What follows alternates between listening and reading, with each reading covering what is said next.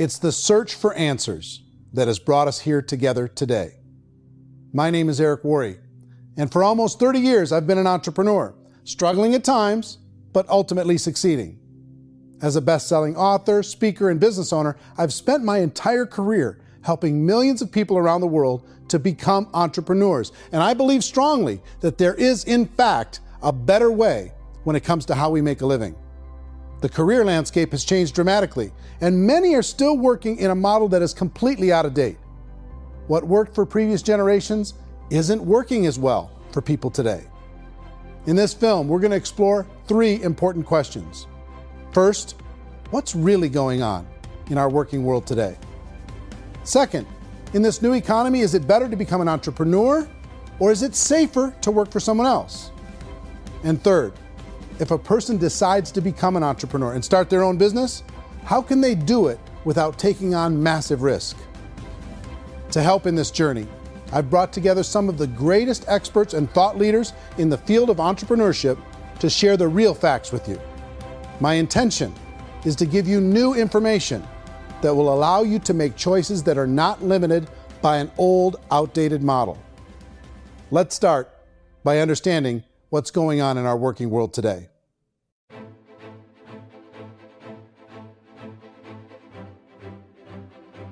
Let's look at unemployment. 30–40% of the people are honestly not working, but would be working. What our government does is if you haven't found a job in 6 months, we don't call you unemployed. We pretend you dropped out of the labor force. I've often said that unemployment, particularly structural unemployment, that's unemployment due to technological changes, is the first sign of economic growth. Think of it, 10 people live on an island. They go out every day and fish.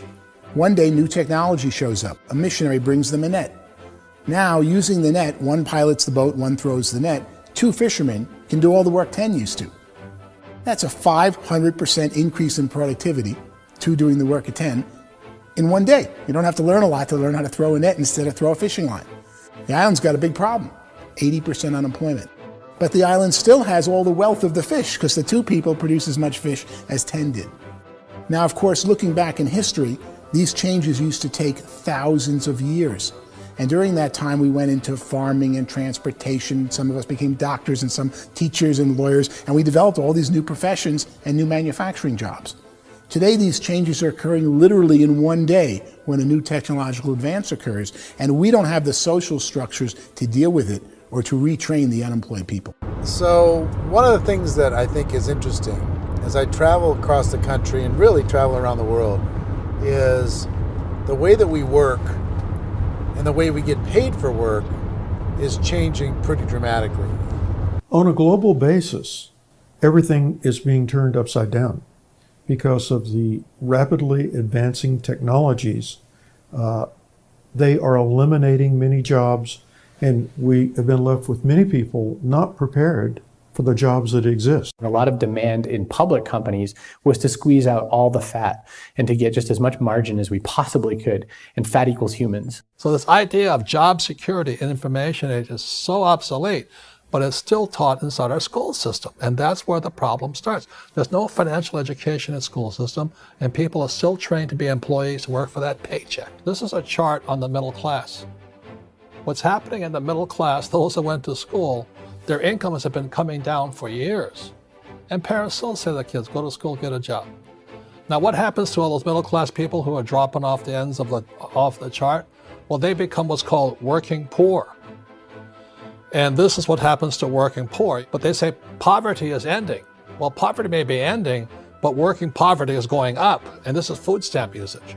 So food stamp usage in America is going through the roof right now, because people cannot earn what they call a living wage. Most people have experienced financial pressures that I think are probably greater than they have been in the past. If you're not working for yourself, then it's going to be a pretty hard road for a lot of people. Today, if you're going to control your future, the 40-40 plan is gone, where you can graduate from college and get a job and work for 40 hours a week for 40 years. That day is gone. So some of these charts actually tell you what's going on. And this is a really interesting one, you know. People are going back to school because if I go back to school, I'll get a nice job. But this is what's happening to, it's called Sallie Mae, which is the student loan guys. Student loan is going through the roof. It's now over $1 trillion, and student loan debt is worse than credit card debt. So when people stopped using credit card, the government got people into student loan debt. And the problem with student loan debt is you can never be forgiven. See, with credit card debt, you can declare bankruptcy and all's forgiven. But student loan debt, you can declare bankruptcy, you still owe it. It's the worst of all debt. But this is the next picture. Look at this chart here. This is what's happening to wages of college graduates. It's going down. So you go to college, you rack up all this debt, but you earn less money. Now, that's not that intelligent. Average person who's been working a lifetime in America today is ending their lifetime at 65 with about $41,000 in assets. They earned just enough to survive. I think in the United States we have something like 17 trillion in debt. That's just the federal government debt. We got another 2 in municipal and in other, let's call it almost 20 trillion government. We've got 40 trillion in private debt. That comes up to close to 60 trillion. When you then add something we never had before, what you were talking about, when we look at the unfunded portion of Social Security and primarily Medicare, Medicaid, that at the most conservative estimates from outside firms, Kleiner Perkins, 67 trillion and growing. That's more than all our other debt. There's less conservative estimates that say it's 84 trillion or higher. I added up conservatively $127 trillion in total debt. Debt is a financial drug. When you take it to excess, it's like taking a drug. Yeah, it makes you feel better, it enhances your performance, but at a huge cost, eventually it kills you. And so that's what happens. We keep doing more and more debt, and you get less and less results, just like a drug, until the debt gets so high that it crushes the whole system. That's where we're at, 8.2 times GDP. You know who I feel sorry for? I feel sorry for the person who dreads going to work, who is sick to their stomach on Monday morning, who hates their alarm clock, who gets a little glimmer of hope on a Wednesday because it's hump day and says, thank God it's Friday. And they live for those 2 days a week where they get to be themselves and they don't have to be around people they don't like, and they don't have to play the political game in the office, and they don't have to live this half life. The person that works 50 weeks a year just to be able to have the 2 weeks for vacation. And you know what happens to most of them nowadays? They don't have a vacation. They have a staycation. They have time off of work, but they don't get to go where they want to go because they're overextended. They've got all this debt. They got all this situation. They hate their alarm clock. They can't sleep until they're done. They have to spend most of their life in traffic. I feel sorry for that group of people because there's a better way. They just don't know it. I see this really interesting attempt at rugged individuality in a 6x8 rectangle. And I feel like you're all the same, except for the little push pins of the pictures. There's different pictures. Yours is named Jenny and his is named Sujara, but it's the same people. And this is how they are, and they're just like the zombies, and there's no joy in there, there's no fun. There's always like the wacky woman who decorates her cubicle, and that's the most she can do there. You got to give her credits, right? The wacky cubicle woman. The basis for their life is worry. I'm worried, maybe I'll get fired. I'm worried maybe my company will go out of business. I'm worried I can't keep spinning the plates on paying the bills. I'm worried about how do I send my kids to college. I'm worried, what if the transmission of my car breaks? That's 2 or 3, I can't fix it. People live in a sea of worry, and it eats at them. Those signs that people held up during the Depression didn't say looking for gainful employment in a cubicle. It said looking for work. Work is what we're looking for. Job is just a unit of measurement. Work is what we're going after. It's time to look in the mirror and say, it's not the economy, it's my economy. It's my little world of where I am. I need to improve. I'm not going to wait for the economy to come back, because frankly, the economy is doing great in this country. So I'm here on Wall Street, the financial center of the universe, the financial capital of the world. This is where most people's money goes to at least be held for a time, right? With interest rates in banks being effectively zero, and many experts are predicting it's going to stay at zero for the next 10, 20, even 30 years, people feel like they don't have any choice but to put their future into equities, to put their future into the hands of other people on this stock market, and hope that the stock market goes up. Hope that the stocks that their advisors pick or that they pick goes up. That's one way to go, I guess. It's my personal belief that if you put your future into the hands of yourself, in other words, you have earning power by yourself, I think you're a better investment than these guys. I think you controlling your future is a better option than handing over your retirement to these guys. The average household income in the United States is approximately $50,000 a year, what they call the middle class. To reach the top 25% of income earners, you'd need to earn at least $90,000 a year. To reach the top 10% would be a household income of $140,000, the top 5%, $190,000, and to be in the top 1%, you'd need a combined household income of at least $380,000 a year. So here's the question. What do you think would give you the best chance to move up and get to the top 10%, the top 5%, the top 1% or beyond? In my opinion, and in the opinion of many, many experts, the answer is to become an entrepreneur, to become your own boss. I think you have to be a business owner. I can't, the only time I ever say to someone it'd be great to be an employee is when they've already told me they've surrendered. I only tell people who are wounded spiritually that they should be an employee. And it's that feeling that you get when you pick up the backpack off the little Cub Scout and say, "Don't worry, little guy, we'll get you back to the camp." You know, it is in no way a kindness when I tell someone they'd be a great employee. The other status symbol really increasingly is lifestyle. And people can own their own business, maybe even work out of their house. That, I tell you, people admire that. Like, gosh, I wish I could do that. The spirit of the entrepreneur is to be a risk taker and to be resourceful and unstoppable and to have a vision of yourself beyond where you are and not willing to settle for life as it is. Think about the great entrepreneurs. They're visionary. They have heart. They're willing to do today what others won't so they can do tomorrow what others can't. Personally, I don't think of the new economy, the old economy. I create my own economy. The entrepreneur's in control. I decide what the economy is going to be like. In the world of entrepreneurship, there are no limits. You can make as much as you want, depending on how much you want to work and how smart you are and how great a team you put together. There's no more lifetime rewarding business than being an entrepreneur. Why in America, where anyone could be anything, would people want to give up their freedom and become effectively a modern-day slave, told shut up and be here every morning at 7:30, leave at 5:30, and do what I tell you?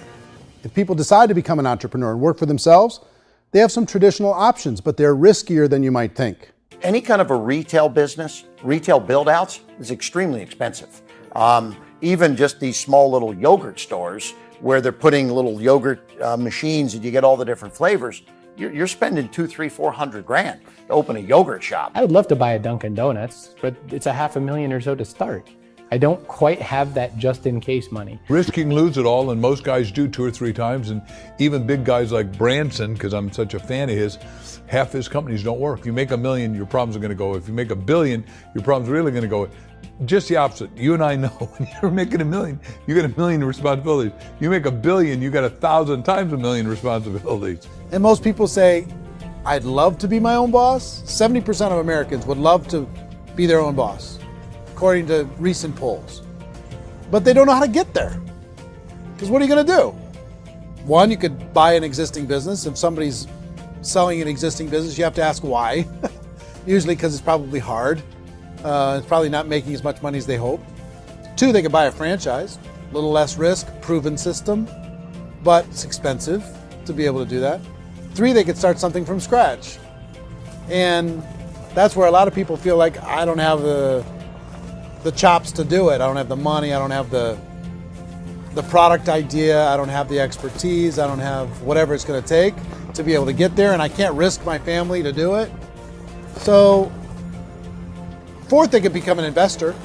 A lot of people in this town invest to try and figure out a way, but you got to be pretty smart with that game too, right? Venture capitalists, who are the very best and most sophisticated in investing in new breakthrough businesses, make it on 1 out of 11. That means 10 out of 11 are mediocre or fail. Most of them fail. That's the risk there. An angel investor is lucky to get 1 out of 15 or 20. A business is a team sport.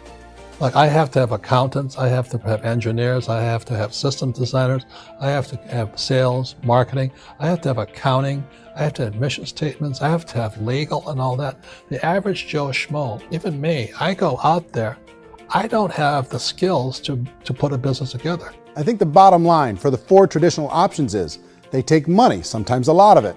They take expertise, and they take time. All of that adds up to just too much risk for most people. I bought a business from somebody else and it was a lot of work. And you start wondering, what did I just buy? Because I guess ultimately I own your email list and I just overpaid for it. People that start their own business, they spend a lot of money, they spend a lot of time, a lot of effort to get things started. And the more you invest on the upfront, the harder you typically work at it. I can tell you what the success rate is of a restaurant. What is it? They're crazy enough. About 90% of them fail. About 90%, in how quickly? Year or less. Wow. And if we're talking non-franchise, we're talking franchise, Sure. That's totally different. Yeah. But our students aren't getting franchise restaurants. You gotta invest big money. Exactly. And with someone like McDonald's, you've had to work with the company for a long period of time, really know the To even have a inside chance at investing $1 business. million. Have a chance, and it's a slim chance. What if there was a way that you had all the proven aspects, the comfort aspects, and you could still control your own life?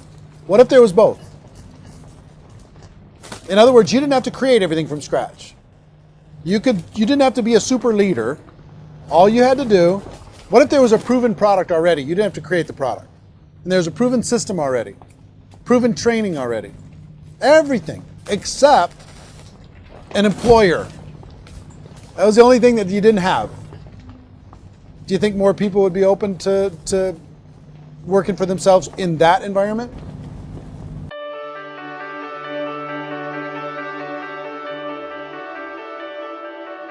In our search for a better way to make a living, we've come to the conclusion that becoming an entrepreneur is actually safer than being an employee.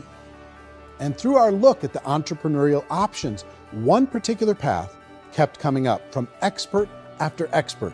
And I think most people will find it surprising because it's certainly a non-traditional business model.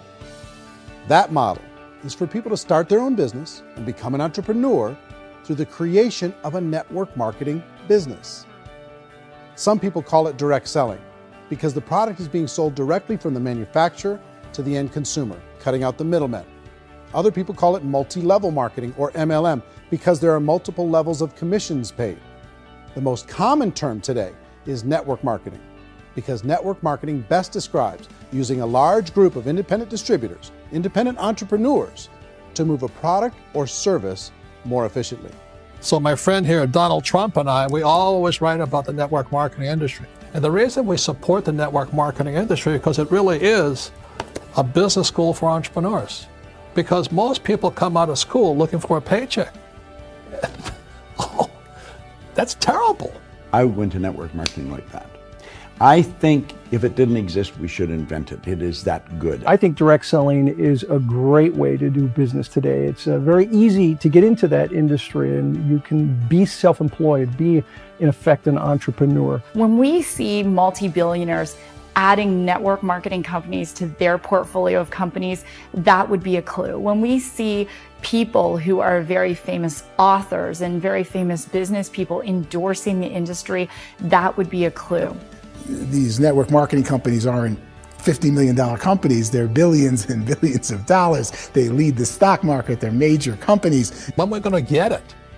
You know, and you're going to school to work for a paycheck, but if you want to be rich, be an entrepreneur, and network marketing gives you the spirit to be an entrepreneur. A traditional company will spend up to 50% of their total revenue on marketing. Network marketing companies use a different approach. Instead of having all that extensive marketing expense, they utilize a network of independent distributors to do the marketing for them. Now, why do they do this? First, because word-of-mouth advertising is so much more effective today than traditional media advertising. Second, some products need to be explained or demonstrated and an independent salesperson can do that more effectively than an ad campaign. Third, it's completely efficient. The company only pays for the marketing of their product if a sale happens and not before. Imagine if Amazon allowed you to become an independent distributor and paid out 40% of its revenue to that distributor group. All you had to do as a distributor was recommend a product, and if a person bought it on Amazon, Amazon would take care of all the logistics, and you'd get paid for bringing the customer. Now imagine you got paid for every purchase that customer made for the rest of their lives. Well, Amazon doesn't offer this option, but network marketing companies do. 85% of all buying decisions in our society are made as a result of word of mouth or reputation. We're recommending things to each other all the time. You know, who's your dentist? Who's your doctor? Who's your lawyer? What detergent, are you using? What legal system are you using? What product are you using? We're talking to each other about the things that we love anyway. When you go into a big box retailer, you're lucky if the clerk looks you in the eye, much less gives you any detailed or accurate information about what you're purchasing. So of course, this personal information, this education coming from a friend, a neighbor, a relative, or even a stranger, but one who has experience with the product is extraordinarily valuable. As a matter of fact, network marketing can educate consumers probably better than any other form of marketing. It certainly can do better than advertising, because advertising usually has a certain hype to it, and you can only get limited information.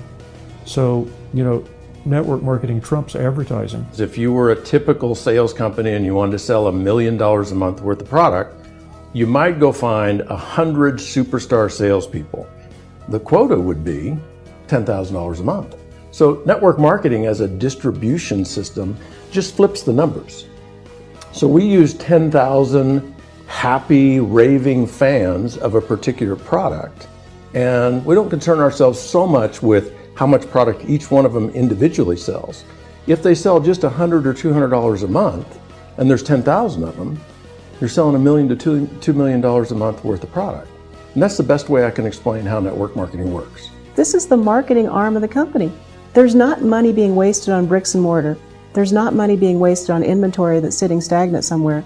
There's not of employees standing around that don't have customers. These are people that are going to connect with customers. These companies allow people to become independent distributors for extremely low cost and with no minimum time or sales quota. Essentially, they own their own business and can provide as much or as little sales as they choose. In other words, the distributor gets all the benefits of traditional business ownership without the risk. The advantage of network marketing is the ease of entry, the low risk, and the low startup cost, because almost everything else has very high risk. You can get in for a minimal investment. You're buying into a system that's already been proven, products or services that have been proven to work. The keys to network marketing is providing an opportunity for the masses to get involved, providing an opportunity for the average person who doesn't have the resources to start their own business. All of this so far is fairly straightforward, but network marketing offers another benefit, and it's this benefit that makes it so interesting for entrepreneurs. Network marketing allows a distributor to build their own network of other distributors and then compensates them on the sales created by that entire group. Direct selling is, at its base, very simple. It's the sale of a product or service to an individual on a face-to-face, one-on-one basis, just the way we're talking right now. But there's an important element as well, and that's the offering in conjunction with that sale of product, the offering of an opportunity for someone to make something of themselves. No matter what your social status is, no matter what language that you speak, I mean, look how many unbelievable people are becoming successful that speak every kind of language out there. What an awesome gift to give the world. Instead of having to work your way up in a system and prove that you could be a sales manager, they just decided everybody can be a sales manager. Everybody gets to build a sales team from day one. And so what that brought into the system of growth as a direct selling company is the concept of compounding or geometric progression. Because now you can actually grow a sales force very quickly because everybody is enrolling people in their own sales force. People who are like, oh, this is weird, I'm building a sales team, or what do you think you do at a regular company? How do you think a regular company works? Network marketing is the only industry that doesn't say your past determines your future. It looks at your past and says, okay, now what can we train you to do so you can have a great future? Every other employer out there wants to exploit you for what you already know, not teach you something new. Network marketing has the potential to save the United States and the world because it's going to teach people not to be employees, but to be entrepreneurs.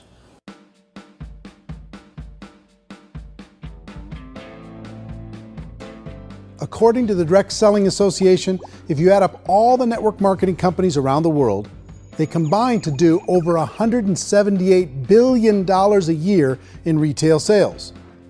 To give you an idea of how big that really is, the NFL, the National Football League, does approximately $9 billion a year.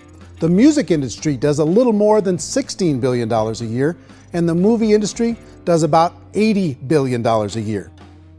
Using a conservative average, network marketing companies pay their distributors about 40% of that $178 billion in the form of commissions, which adds up to more than $71 billion a year.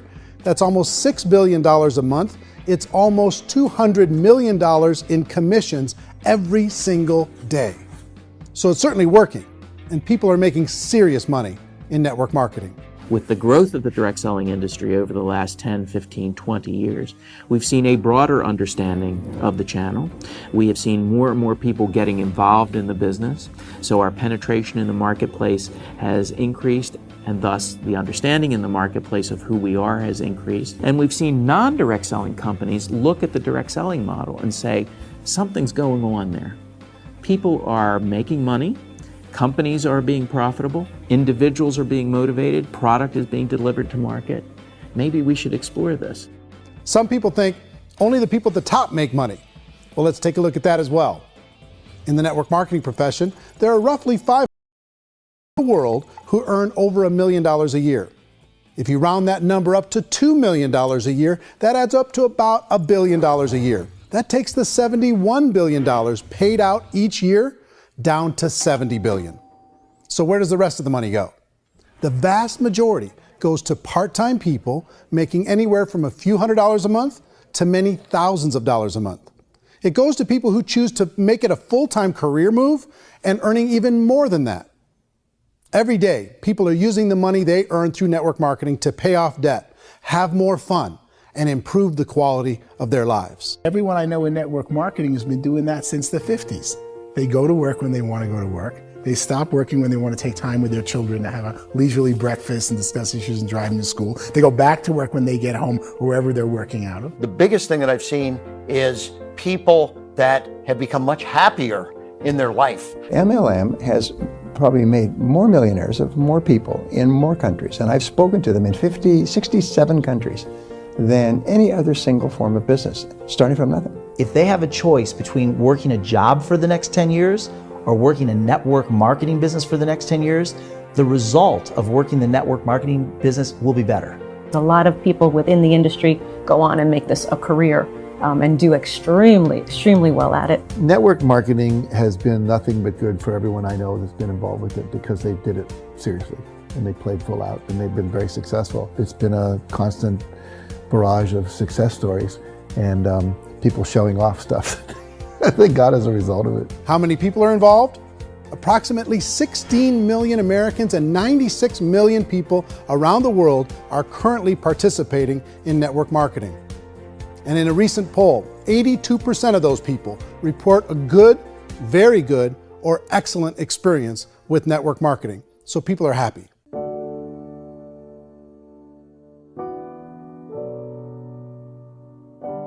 So I've taken a look at the network marketing profession and really tried to understand why so many people are confused as to the validity of this as a business.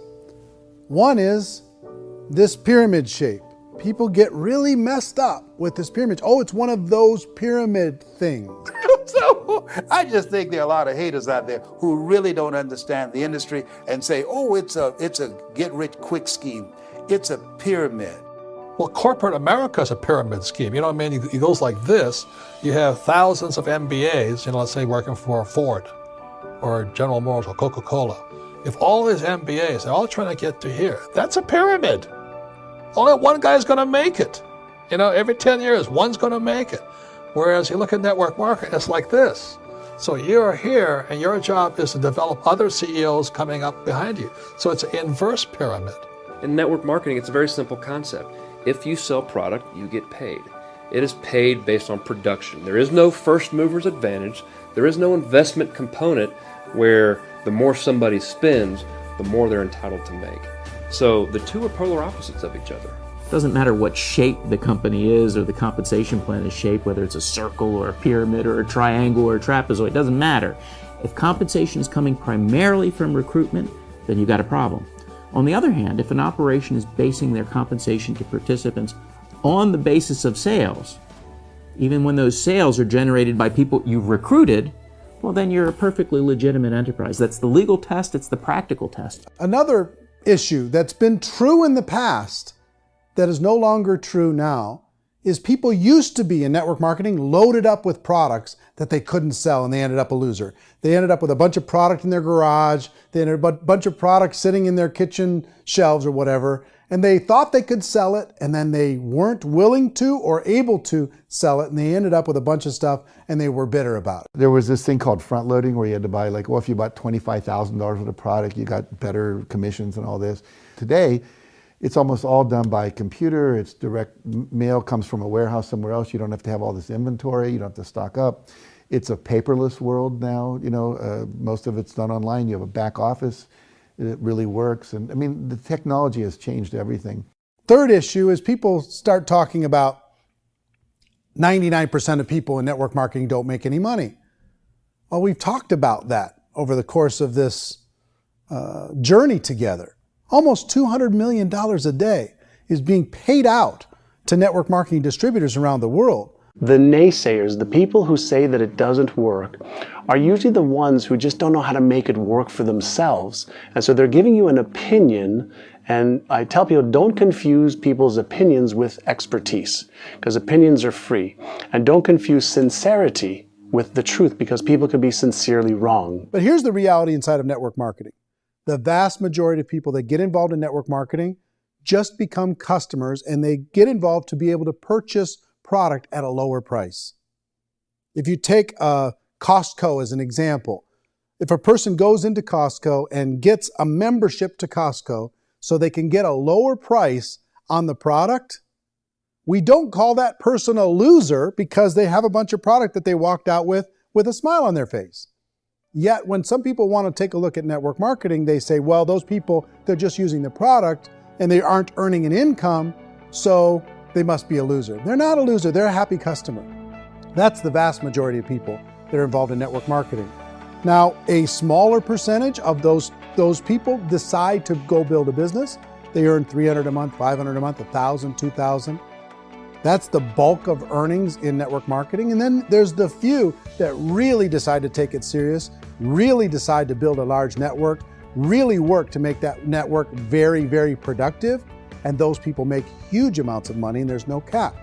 What I do as an outside economist, just somebody looking at this industry like any other industry I speak and say, look, what's the realities of this? 1% do incredibly well.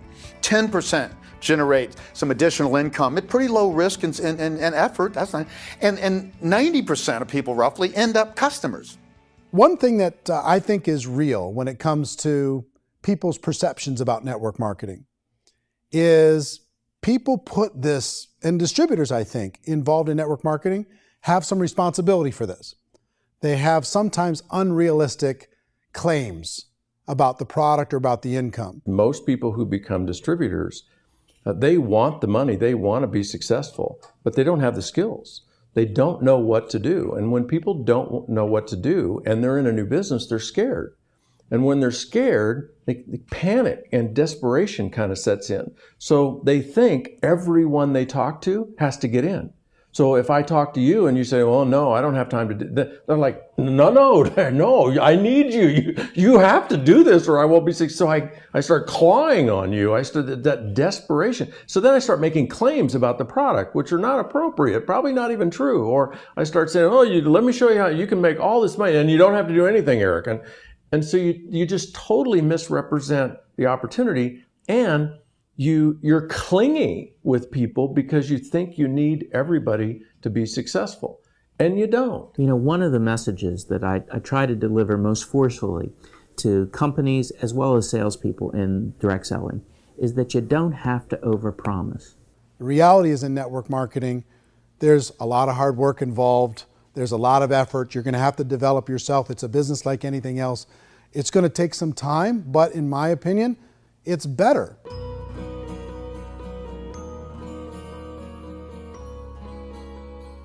It's light years better for people starting today than it was even 5 years ago. I think it's more widely accepted now, and people understand it is a business. It is being an entrepreneur. It is being a business owner. Our belief system is based upon our evaluation of something. And frequently, if we reevaluate a situation, our belief about that situation will change. The industry has changed and it's grown up. It's totally transformed. You've got young people today that have grown up with social media, and they understand networks. They understand how people are connected through technology, and they understand how money flows through those networks. So when they see network marketing, they don't see it the way their parents saw it. And we've all learned, the larger industry that you represent, has all learned from those mistakes and flaws and errors that have happened early on. Early algorithms didn't work the right way. That's all fixed. It's like when they design a computer program, they design the program, then they run it, and then they go back through and they debug it. The MLM industry has been debugged. This is the day of being virtual, being able to run a business from your mobile phone. I mean, it's incredible. Companies are getting smarter. They're implementing more consumer protections. They're implementing more compliance training. They're doing more with respect to product research. If you do get involved and you make purchases of inventory, even on a voluntary basis, if you decide that this business is not for you, you can leave and have that inventory repurchased by the company. There's no other business that offers that kind of protection on a voluntary, self-regulatory basis.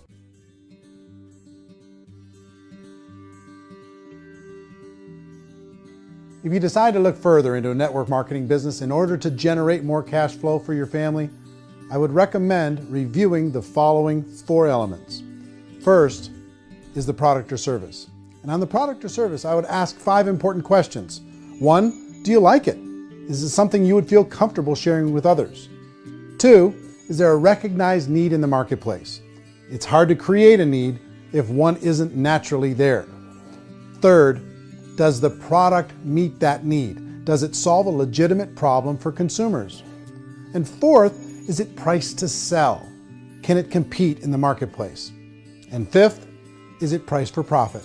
Is there enough margin for the company and the distributor to be able to generate income for the long term? If you can answer the questions on the product to your satisfaction, the next element to consider is the company itself. Is it well run? Do you believe in the founders or the management team? Do you feel they have what it takes to go all the way? See, it doesn't matter how good the product is if the management can't take care of the company. Good management can change with the times. They can handle adversity. They can make good decisions. Make sure you choose a company that can serve you for a long time. The third element to consider is the compensation plan. And with that, there are 3 important things to look at. First, a brand new person needs to be able to generate some money fairly quickly. It may be an obvious reason, but you can probably imagine the ripple effect of a distributor getting involved and having even a small victory fast. That can only help with the overall success of the organization. Second, a person should be able to develop a moderate part-time income in a reasonable period of time. As they develop their network and as their sales grow, they should be able to enjoy more benefits.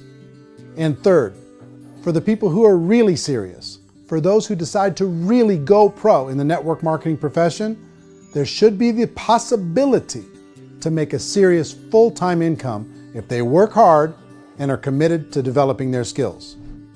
If you're comfortable with the product, the company, and the compensation plan, the last thing you should look at is the support that will be made available to you. Does the company have a website? Does it have a solid online reporting tool? Do they have comprehensive training available? Do they host events to help you build your business? If you decide to do this, what kind of a support system can you plug into? Choosing a network marketing company is a personal decision. But evaluating the 4 elements of product, company, compensation plan, and support is a great place to start. Is the company promising that you're going to get rich quick or that you can make a lot of money without a lot of effort? That's a red flag. Is there a product that you really believe in that you think can be sold? Or are you being told by salespeople or the person who's trying to recruit you or by the company itself that don't worry about the product, all you have to do is recruit other people into the business? Red flag, warning sign. If you're hearing that, take a second or even a third look. Get to know the customers, the products, the business, have some success, and see where the opportunities might take you to move up in the organization. You want to find out how concerned are they about my education, my training, and my development? Is there a space for me to grow? Most important question. Learn everything that you can about the product. Make sure it's something that you believe in, and learn everything you can about the industry and work that system. You have to be very passionate about whatever that company is doing. I would get involved. You can always test drive anything, you know, the product, the service, the community, and then lean into it a bit. If it feels good, then lean into it a lot. Behind me is the Lincoln Memorial. And this is a place where Martin Luther King Jr. had his famous "I Have a Dream" speech. And at that speech, he talked about his dream for equality for everyone around the world, and that's a noble dream. But I think more people need to remember what it was like when they were kids and the dream was still alive in them. Before it got beaten out of them by reality, by this paycheck, by these responsibilities, and by having to live for this job to pay the bills. I think people need to remember that, go back to that. Once they know that there's a better way, I think their future is going to be much brighter. They can live a better life.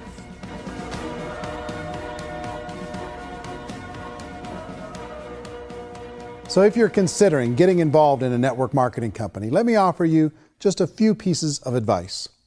First, network marketing isn't perfect. It's emotional, it's challenging. Like any entrepreneurial venture, it can have its up days and its down days. But if you have an entrepreneurial bone in your body, it's just better. Second, if you're gonna do it, decide to be professional.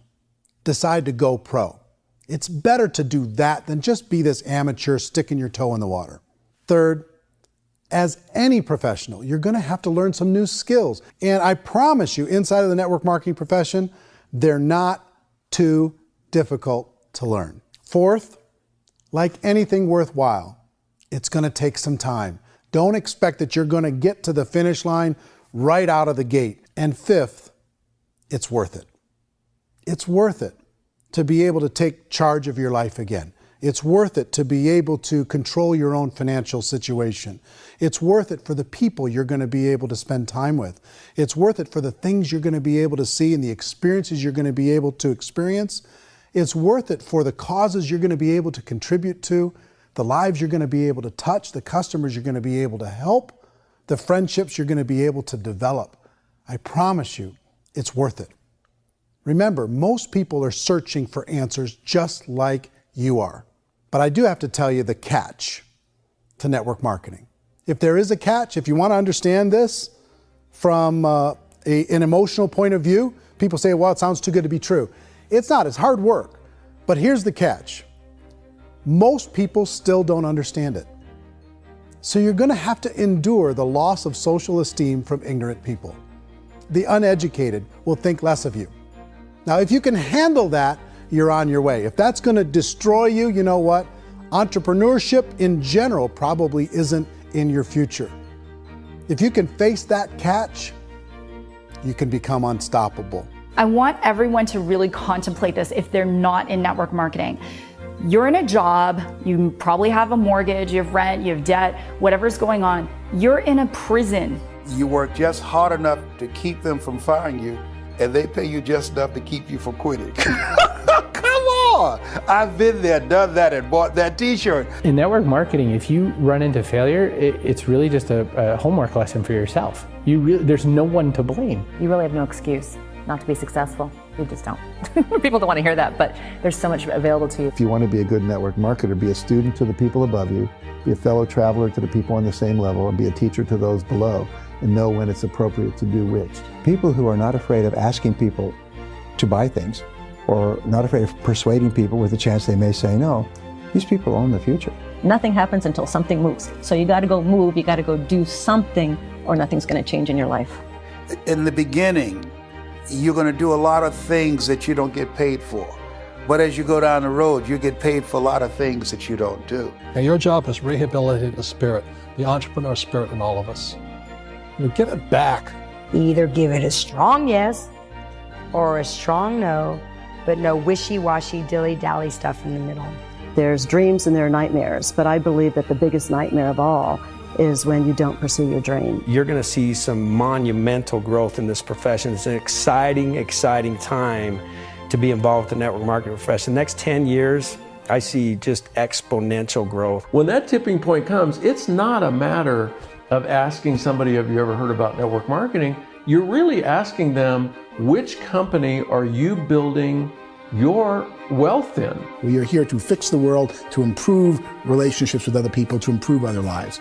And the real reward comes as an entrepreneur in any level from teaching somebody something and watching them soar. There is no greater reward.